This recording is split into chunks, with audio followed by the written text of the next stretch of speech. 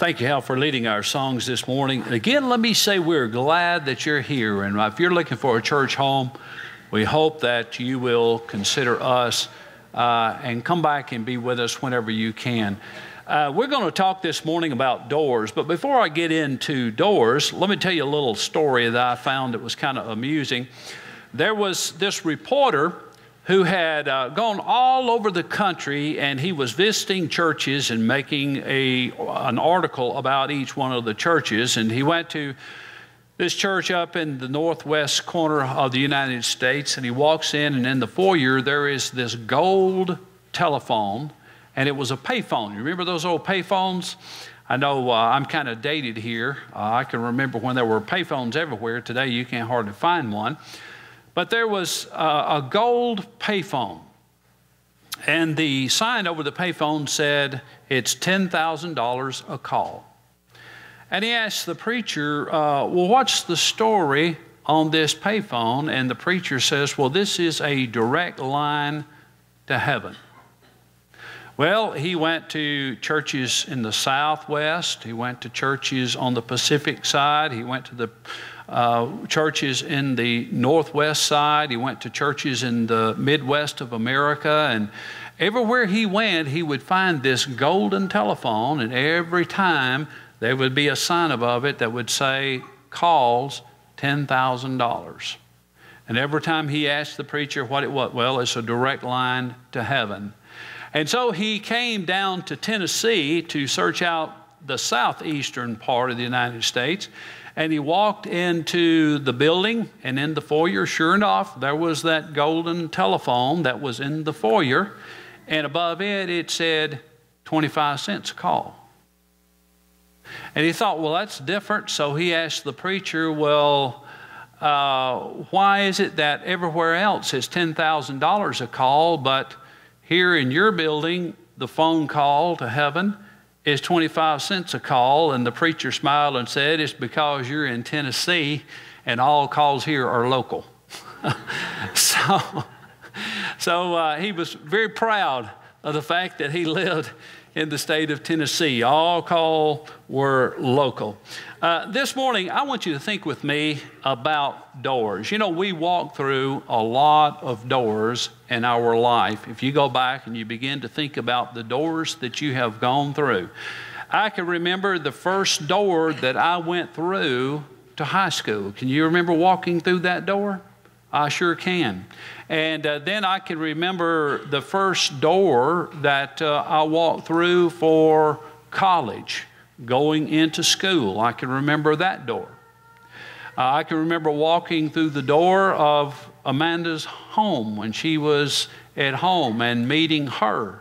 And then eventually I can remember as we were getting ready for our wedding service in a little country church, I can remember going through that door out waiting for her to come down the aisle. You remember that door? I can remember the first door I walked through at the first church that I ever was minister of. I could remember 16 years ago walking through that back door back there. You probably can remember walking through the door of employment, the door of school, the doors of opportunity that you got.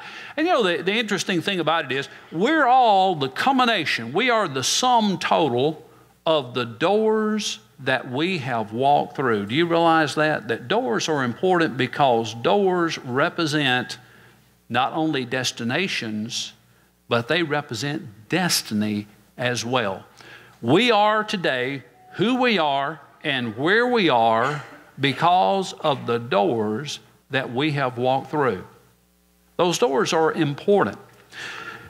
Doors help determine destiny. And this morning, I want to tell you about a very important door that we need to walk through, and it's found over in John chapter 10. Jesus said, I am the door. Now, that's kind of an odd way to introduce oneself, isn't it? If I were to walk up to a blank stranger and say, hi, I'd like to introduce myself. I'm Joe Bogle, and you are? And he says, I'm the door. What would be the first question? The door of what? The door of what? And what makes this statement so significant is what Jesus has to say about this door as we're going to get into this in John chapter 10, and we're going to read 7 through 10 or 7 through 9 in just a moment. But before we do that, let me tell you, doors are very important. As a matter of fact, I wrote down a quote from Dr. James Coleman, who is head of the psychology department at UCLA, the University of California in Los Angeles. And he was talking about science, and he said, science is wonderful in the fact that it can tell us the hows, but it falls short in telling us the whys. He goes on to say that today, although we live with air-conditioned automobiles, a well-stocked refrigerator, and comfortable homes, that many people suffer from what he calls existential anxiety, and that is a deep concern for finding what is meaningful and satisfying in life. And he boiled it down to say that even in a society in which we live here in America, where we have about anything that we want, sky is the limit, comfort level is better than ever before. There's never been a society of people, he says, that has enjoyed the comfort and the flexibility of life that we live in, yet we, like our ancestors, are always seeking three things: security, significance, and satisfaction. And the thing he says about it is that although everyone seeks after it, there are very few people who ever find it. Now you see that, now when you add that to the fact that Jesus says, I am the door. This morning, he is the door. And as you think about these three things that Dr. Coleman referred to, this is so true, because in life, no matter what you're doing, you're seeking to fulfill one of these three areas. Number one, the door of security. Aren't you this morning looking for the door of physical security? Wouldn't you like to walk through that door of physical security, of knowing I don't have to look over my shoulder? Years ago, I paid a visit to a lady that was an elderly lady that lived by herself, and she had been frightened by some things that had gone on in the neighborhood, and she had that place lit up like a concentration camp. I mean, she had security lights and she had floodlights, and at night you go to her house, and we'd always call her before we would go because we didn't want to go to the door and knock because she was so frightened. And she had that thing so lit up that you could have mowed the grass and never missed a blade of grass out there in that yard because it was so lit up, and she was so frightened. Now, can you imagine somebody being that frightened? But today we still live where we are seeking and wanting to walk through the door of physical security. What about emotional security? You know, emotional security is so important, isn't it? Because we have so many fears in our life. And many psychologists say, and I'm not too sure they're too far away from it, is that we are seeking to overcome our fears. Don't you have physical security? Well, do you have emotional security? And then what about, and here's a biggie, and this is one that Jeff back there is in the business of this, and this is financial security. Wouldn't you like to financially be secure? So you see, security is a big factor in our life when you get to thinking about it. What about the door, walking through the door of significance? How would you like to know that your life really matters, that you're more than, as they say, I'm just taking up space, but life counts. We talk about having crisis in life. We read about David, and a lot of people say that David was, whenever he had his ordeal and the sin of adultery with Bathsheba, that David was going through what we would call a midlife crisis. And there's a lot of midlife crises, and midlife crises don't have to occur when you're 45 years old or 50 years old. They can occur when you're 25 years. All you got to do is go home, and late at night when you go to sleep and you wake up at 2 or 3 o'clock in the morning and you're lying there in the darkness, begin to ask yourself some questions. Why am I here? Am I really able to be where I ought to be at this age? You see, sometimes significance can be a very escaping thing. And so we all the time are wanting not only to walk through the door of security, but the door of significance as well. And also the door of satisfaction. Wouldn't you like to have peace of mind this morning? Peace of mind. Wouldn't you like to be happy? Wouldn't you like to be content? And, when we look at these questions, do you feel secure? Do you feel significant? Do you really feel that your life matters, that when you pass from this world that you're going to have made a difference? Do you believe that you have found the real person that you want to be in life? You feel significance, satisfaction, and security. You got to have these things. And I'm going to tell you what, if I were to ask you this morning, do you feel like you are where you really need to be? Are you really there yet? Are you doing what you really want and the things that you know you need to be doing? Are you happy? Are you content with where you are and what you've got? Now, for the most of us, now I'm going to tell you, I'm just like you. I'm still looking for a few doors. You still looking for a few doors? Yeah, I think we are. I have to say, honestly, that there's some doors that I'm still wanting to walk through, that I'm still looking for. Well, over in John chapter 10, Jesus helps out this area of security, significance, and satisfaction. Listen to what he says beginning in verse 7. So Jesus said to them, "Truly, truly, I say unto you that I am the door of the sheep. All who came before me are thieves and robbers, but the sheep did not hear them. I am the door. If anyone enters through me, he will be saved and will go in and out and find pasture. The thief comes but only to steal and to kill and to destroy.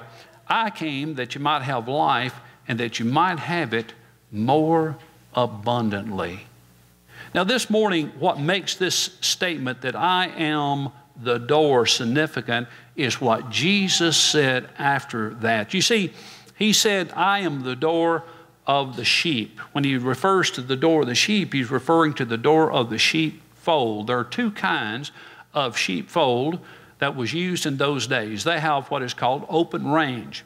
Years ago, if you watched a lot of old cowboy western shows, while out west in Colorado or Montana or Utah or even in California and Texas and Nebraska and Oklahoma, that area there, they all would turn their cattle loose during the summer and just let them graze anywhere and everywhere they wanted to. This was called open range.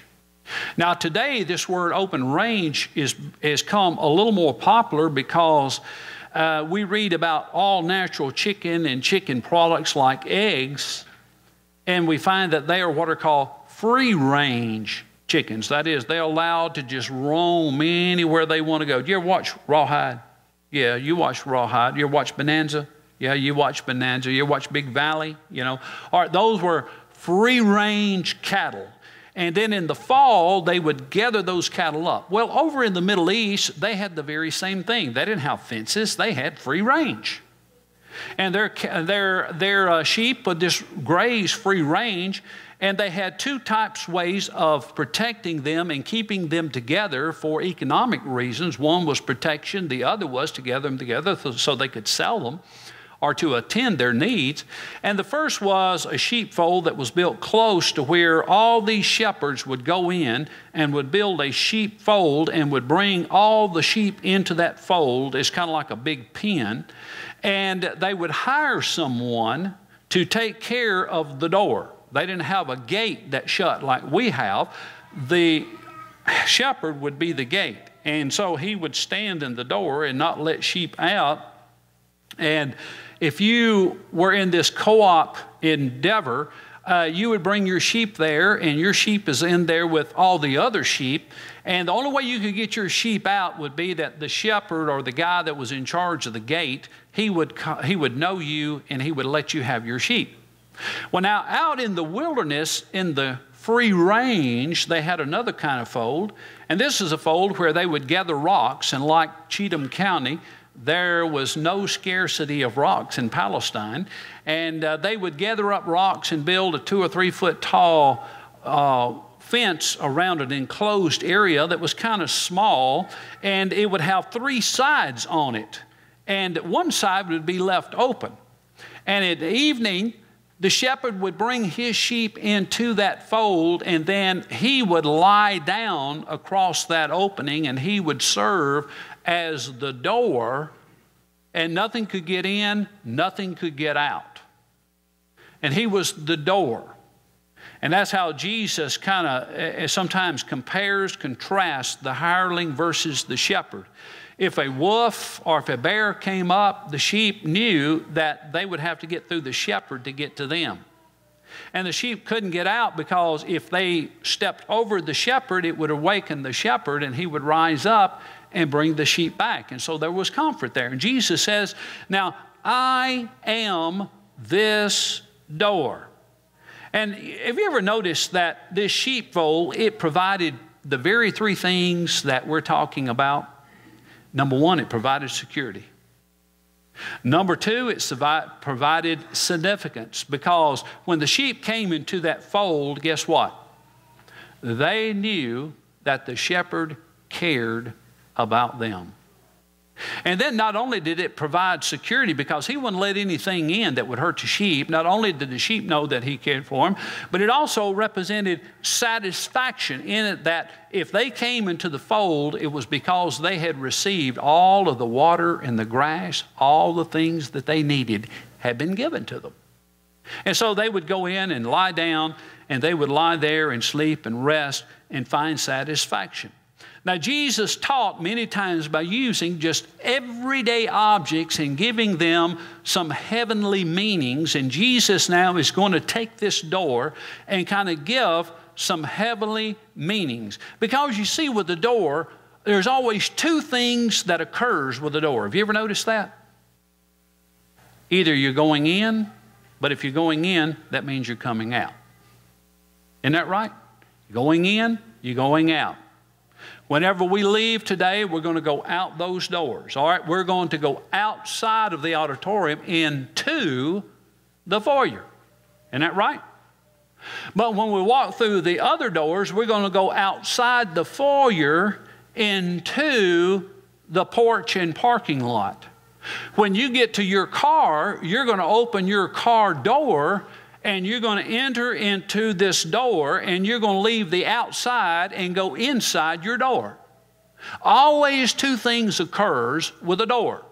One is you go in one place, but to go in one place, you got to go outside another place. And Jesus understood that, and Jesus said now, and here's the key thing: if you don't get anything else in my lesson, remember this: through Jesus, you exit a meaningless life and enter a meaningful life.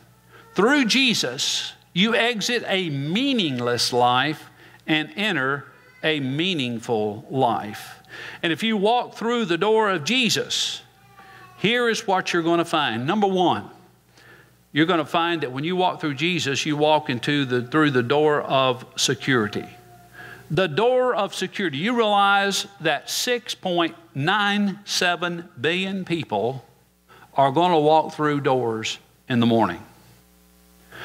Some are going to walk through the door of a new job. Some are going to walk through the door of a marriage. Some are going to walk through the door of a hospital in which they're going to get a baby and bring that baby home. Some are going to walk through a door and spend money. Now, the interesting thing about doors is that they all carry risk. You realize that? They all carry risk. What if you take the wrong job? What if you walk through the door of education and get the wrong major? What if you get married and you married the wrong person? You see, there is risk that is involved in whatever you do. But with Jesus, although all doors carry risk, with Jesus there comes security. The right results that you're wanting. And see, here's a person that may walk through the door and feel like, man, I've married the wrong person, or I've got the wrong job, or I'm in the wrong situation. Jesus says, if you walk through me, I can help you to make all this right. See, I can bring security to you. I can bring security. I can bring security to your marriage. I can bring security to your financial situation. I can bring security to your career. I can bring security to your family. I can bring the security, but it takes you walking through my door. Through my door. And then number two, when you walk through Jesus, you walk through a door that brings significance. Look in verse 10. He says, the thief comes only to steal and kill and destroy. He's talking about doors and sheepfolds, and all of a sudden he starts talking about thieves. What thieves is he talking about? I can tell you what thieves he's talking about. The wrong doors out there. See, when you walk through the wrong door of lust, you walk through the wrong door of greed, you walk through the wrong door of anger, you walk through the wrong door of bitterness, you walk through the wrong door of doubt, you walk through the wrong door of disobedience. That's just going to suck the joy and the life and the significance right out of your life. You see, when we're looking at doors, there, of course, is a number of things that can occur. Number one, we can go through the right door, but we don't always go through the right door. Hey, I've gone through the wrong doors in my life, and guess what? The thief came and stole from me when he did that. What did he steal? He stole the life that Jesus said he could give. And I know he's talking about significance and safety and security because he's talking here and he says, now, if you go through these wrong doors, the thief comes to kill and to steal what? These three things that we're looking for. But if you walk through the right door, you're going to have significance, and we're going to talk about it in just a moment about having exactly what we need for abundant living. But notice with me, he says that if you walk through the right door, now the wrong door, the thief comes to steal and to kill, but the right door, he says, I come that you might have life and have it how? More abundantly. Did you know there's a big difference between, and Jesus is the one who marks the difference. This is not something that I'm saying or I'm making up, but Jesus says there's a big difference in living and living abundantly. Have you ever watched the movie Braveheart? Braveheart. You know, it's about a man that is in Scottish history. The name was William Wallace. And this is when the Irish were fighting, the Irish Highlanders were fighting against the British, kind of like the fictitious story of Robin Hood. The British were trying to control, the English were trying to control the Irish countryside. And William Wallace said something that is so profound in this movie. He says, every man dies, but not every man lives. Now that's pretty profound, isn't it?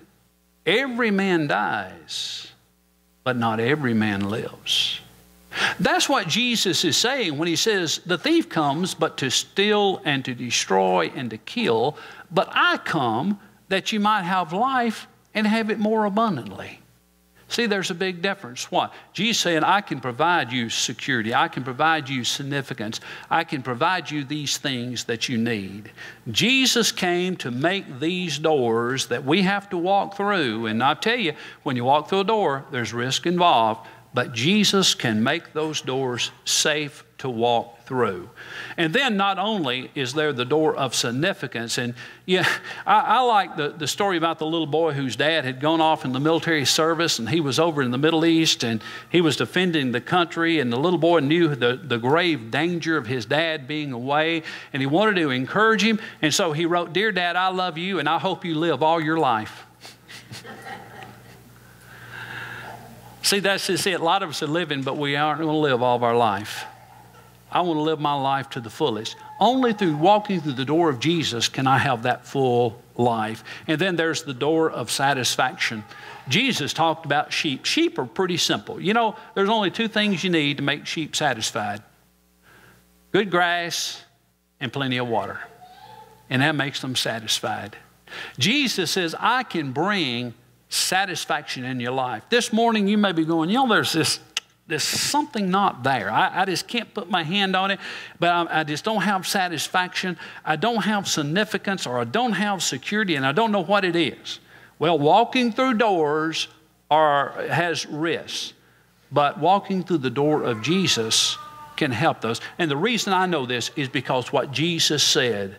He says, if anyone, notice that he said that I am the door, if anyone, verse 9, enters through me, he will be saved and will go in and find full pasture. He will find pasture. You said, if anyone. Guess who that includes? You. No matter what your situation is, Jesus is that door that you need to walk through. You know, this morning, Jesus also said, behold, I stand at the door and knock. You realize that Jesus is knocking on heart's door this morning. Holman Hunt paints a picture of this. It's a door in which Jesus is knocking on the door. You can see in the background as the night is falling, the stars and the moon are beginning to appear. It's saying that it's getting late. And the thing about the door is there's vines that are growing over the door and the hinges are rusty because that door hadn't been opened in a long time. And Holman Hunt was inspired by what Jesus said when he said, behold, I stand at the door and knock, and anyone who will open the door, I will come in and sup with him. That is, I will eat with him. But you know, the most interesting thing about that door is there's no doorknob on the outside of it. Jesus can't open that door if you're not willing to open it.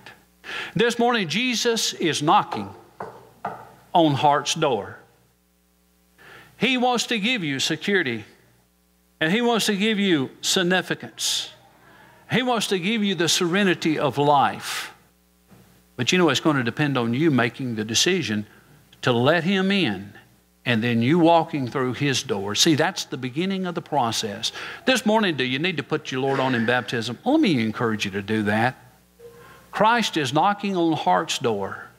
And he says, if you'll enter in, you'll be saved and find pasture. Won't you come this morning as we stand and sing?